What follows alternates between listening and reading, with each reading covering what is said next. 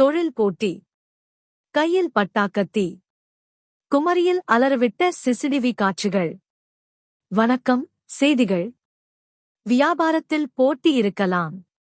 ஆனால் அதுவே விபரீதமான பகையாக மாறி கையில் கத்தியுடன் வீடு புகுந்து கொலை மிரட்டல் விடுக்கும் அளவுக்குச் சென்றால்.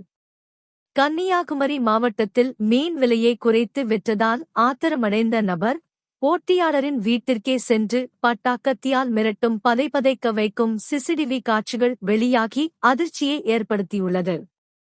குமரி மாவட்டம் இரவிபுதூர்கடை பகுதியைச் சேர்ந்தவர் அலெக்சாண்டர். மீன் வியாபாரியான இவர் மக்களுக்காக மீன்களை சற்றே மலிவான விலையில் விற்பனை செய்து வந்துள்ளார். இதுவே அந்த பகுதியில் இவருக்கு எதிரிகளை உருவாக்கியுள்ளது. அதே சந்தையில் மீன் வியாபாரம் செய்யும் அனிஷ் என்ற இளைஞருக்கு அலெக்சாண்டரின் இந்த செயல் ஆத்திரத்தை மூட்டியுள்ளது. தொழில் போட்டி.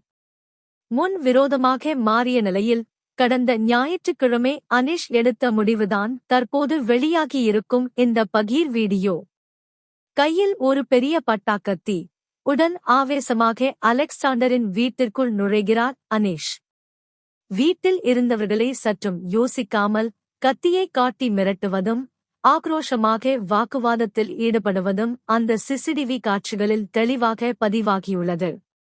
விலையை குறைச்சா கத்தி பேசுமா என அந்த பகுதி மக்களையே உறைய வைத்துள்ளது இந்தச் சம்பவம்.